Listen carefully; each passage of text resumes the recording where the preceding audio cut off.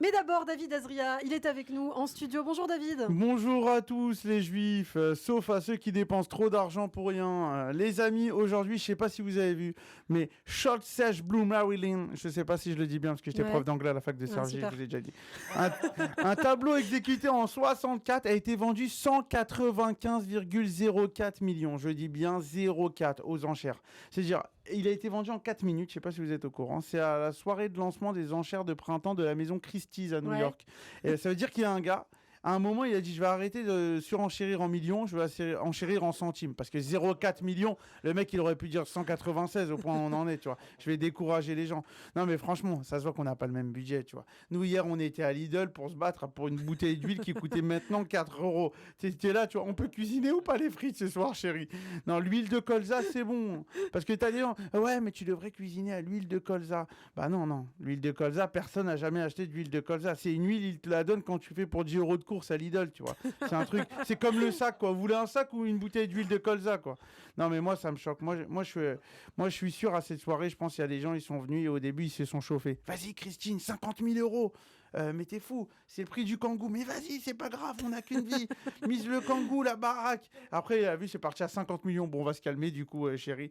Non, mais comment ils font, ces gens, pour avoir autant d'argent? Moi, ma grand-mère, elle serait là, elle aurait dit, mais l'argent, il pousse pas dans les arbres. Bah, aussi, si, mamie. L'argent, avec eux, il pousse dans les arbres et c'est même eux qui font pousser les arbres. Franchement, j'espère au moins que ce monsieur, ceux qui ont autant d'argent, ils pourront participer à la Coupe du Monde au Qatar. Vous avez vu, la Coupe du Monde au Qatar aura lieu exclusivement en janvier. Parce qu'il fait trop chaud en juin. Mais surtout parce que les Qataris, ils sont tellement riches, ils ont dit, nous, on arrête tout.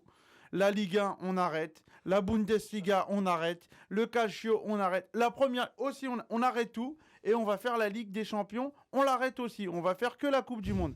La majorité des stades ont été conçus de la main-d'œuvre pas chère, pakistanaise ou Sri Lanka. Ou du Sri Lanka, pardon. Elle est, et hébergée dans des conditions immondes. C'est un peu triste. Mais c'est fou, le Qatar. Ils achètent tout. Encore la preuve avec Mbappé. 600 millions d'euros au total. Ils toucheraient. Mais pourquoi payer autant un mec? Il n'y a pas un gars à la FIFA, il peut soudoyer en détente un arbitre. Bah, les gars, acheter un arbitre à 3-4 000 euros, même 30 000 euros, vous gagnez la Ligue des Champions au PSG. 600 millions, mais c'est énorme. Il pourra s'acheter 2 Such Sage Blue Marilyn. C'est là un peu d'argent.